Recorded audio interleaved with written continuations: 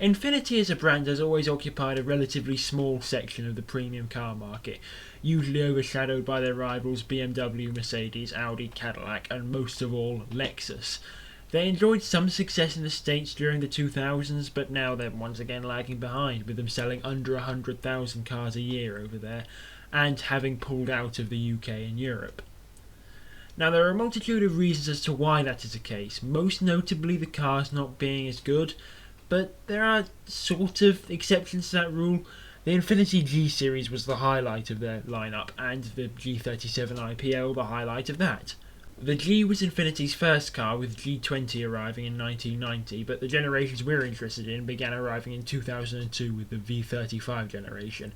And up until this point, Gs were just boring, rather unappealing, even ugly saloons, and whilst there still was a saloon on offer, it was certainly a vast improvement over the last gen.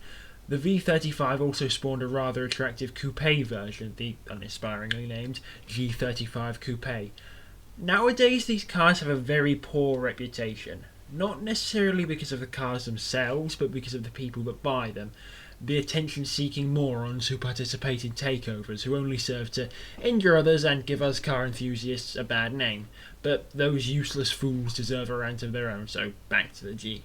Like I said, the Coupe was a rather good car, if one that wouldn't necessarily light your trousers on fire and carve a grin the size of Manchester into your face. It was equipped with the excellent VQ series of engines that you'd find in the 350 and moved from front-wheel drive to rear-wheel drive.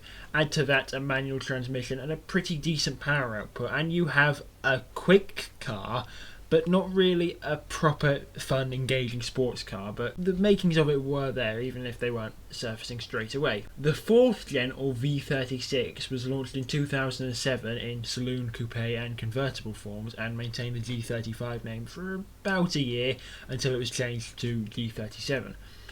And I have to say, these cars really came into their own styling-wise. The saloon finally looked genuinely good, but the coupe and convertible, actually really quite good looking cars. In fact, I would say they're very attractive cars. They really nailed the design on this one, and I think it was better than what their rivals were coming up with, barring perhaps the Audi A5. Now, those two cars moved a lot more towards the sports coupe niche held by things like the Audi S5, but they weren't quite there yet, and certainly not a sports car again. But in 2010, Infiniti would have a serious crack at building a sports car with their new IPL performance division, IPL having stood for Infiniti Performance Line.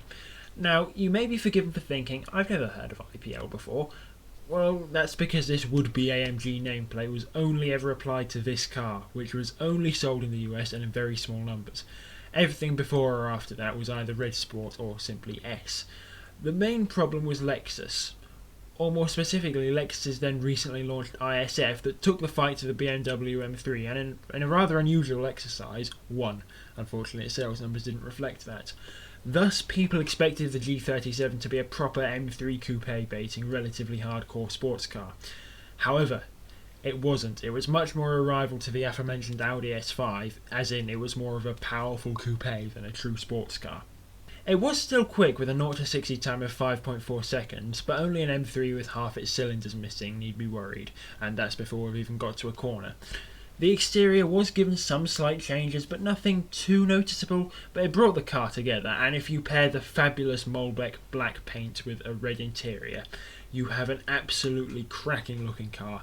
Actually better, at least in my eyes, than the superior M3 and C63, although maybe not the Audi. I don't know, they're very close. I think the Audi is a better looking car.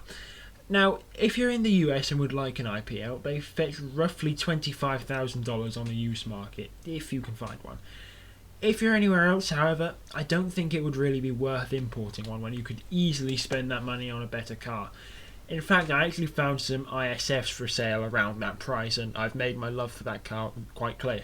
I do truly wish there was more to say about the IPL. It is a fantastic looking thing, and I really think it could have been something great, but the problems were it wasn't too different to the standard G37, and not really turning it into a proper sports car was potentially the greatest mistake Infiniti made, although that might be because of the Nissan higher-ups. They didn't want it poaching sales from the 370Z. That's just my little theory though, so take from it what you will. But if you'd like to see more of my videos, consider leaving a like on this video and subscribing to the channel, and hopefully you'll have a great day or night or evening or wherever you are, and I'll see you next time. Goodbye.